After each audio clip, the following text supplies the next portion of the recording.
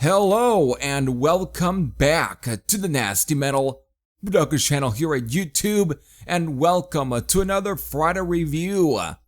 Today I am here to give my thoughts on Sin, the brand new 5th album from Dutch guitar virtuoso Vandenberg. Released on August 25th via Mascot Records. So without further ado, let's begin. Okay, yeah.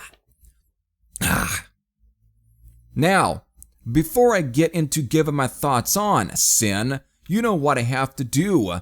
I have to do a track list rundown so I can tell you folks what are the songs that are on this album, how many tracks are on this album, and what is the time length for this album. Since this album consists a total of 9 tracks, it clocks in at the length of 40 minutes and 54 seconds. So, these 9 tracks are beginning with Thunder and Lightning, which is not a Thin Lizzy cover, House on Fire, the title track, Light It Up, Walking on Water, Burning Skies, Hit the Ground Running, Baby You've Changed, and then finally ending with Out of the Shadows. So there you go, folks. There's your 9 tracks. You know what that sound is, folks? If you haven't figured out, then you're deaf. That is the sound of my notes. A little more brief this time. Okay. I'm pretty familiar with Adrian's work, most notably the first 2 records. I haven't really heard much of. Was it Alibi? That was the follow-up to. Yeah, it was. Yeah, Alibi. Follow-up to Heading for a Storm. But again, I'm mostly I'm more of a fan of the debut album. So I'm a debut album kind of guy. But still, I respect pretty much what Adrian Vandenberg has done and his work. So again, I'm pretty familiar with Adrian's work, but if you were to ask anyone who Adrian Vandenberg is, they'll immediately refer to him as that guy who once played in Whitesnake. Though to be fair, his time, playing with Coverdale gets mostly overshadowed by Steve Vai. So there's that, because of slip of the tongue.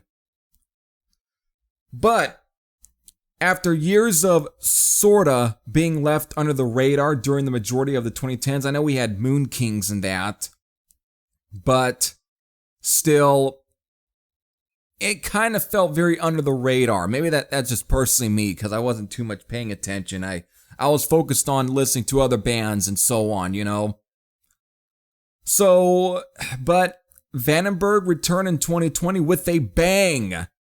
With a brand new lineup featuring Ronnie Romero, Mr. Who Gets Hired by every single legendary guitar player, including Richie Blackmore. And it was a very fine album. Again, 2020 album. However, since then, Romero couldn't stay committed to Vandenberg, so Adrian ended up, finding the Swedish powerhouse Mats Levin, best known for singing with Malmsteen, Candlemass, Gus G, and At Vance, just to name some for you. So with this altered lineup, they have returned here in 2023 with Sin. Nothing too different from the 2020 album, though the biggest difference here is with the voice of Mats Levin, who doesn't have the 50-50 combination of Coverdale and Dio that Romero had, but Levin still graduated from the school of David Coverdale. And boy, did he graduate. Because there are so many moments where I just find myself picturing the image and swagger of Coverdale while listening to Levin. It is uncanny. Plus, it fits the music on here. If the 2020 album had that late 80s, though at least late 80s Whitesnake overtones, that gets taken to being, turned up to 11 at maximum level. You practically can slap on the Whitesnake logo to the album cover and nobody would tell the difference. Just take one listen to the opening of Walking on Water and you'll be wondering if you're listening to a brand new Whitesnake song. Just from Levin's cadence to the riffs and structuring, it might as well have been a leftover from Slip of the Tongue. To take things even well over the top, if you listen to the ballad Baby You've Changed, you'd be thinking that it was a leftover ballad from the 87 album. Even the drum snares have that sound to them. It's spooky.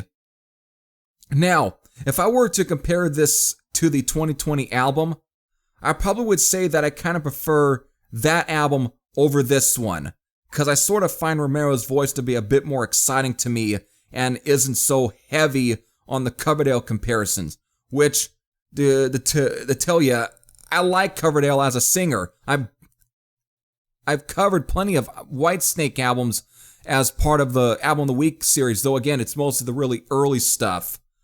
Again, those just being my favorite, but still, I've always had a very well appreciation for his voice. But I still don't know if I really wanted to hear someone, that really copied him from bell to bell. But I also feel that the music on here is more solid, has more strength to it, and hits better. The songs I feel are tougher. Just take listens to Thunder and Lightning, House on Fire, the title track which showcases that Vandenberg still has the chops, Walking on Water, which I already mentioned, Hit the Ground Running, and the pretty great album closer, Out of the Shadows. So overall, the pros to this album is pretty much 75%, whereas with the 2020 album, well, it was a 50-50 for both pros and cons. But that's not completely, to take away anything from that album, because that was very enjoyable, just like how this one is. So, there you go, folks. There's my overall thoughts on Sin from Vandenberg. And so, what's my overall rating for this album? I gotta... Yeah, I guess that is gonna be my rating, and because I don't want to overthink things, but in some cases, there are times where I have a right to at least overthink things, but in this case, maybe I really shouldn't overthink it because, this is just how I feel, and the rating that I'm about to give it pretty much brings my overall thoughts home about this album, and I'm giving this a 7.90 out of 10. Again, it's not to say that this is a bad record. No, far from it. A 7 is not a terrible score for an album. It's not like I'm giving it the lowest score. It's just that I think it's kind of a below sort of 8 or 9, but still, it's still above like a 4 or 5. Way above. Which to me, if I give an album about at least a 5 point whatever, then that means I really wasn't that too much of a fan of it. This one, again, a 7 to me is that I have some appreciation for the album and I do enjoy it, but not to the extent to where I'm gonna really want to bump it so high because of where I feel that it is that good. No.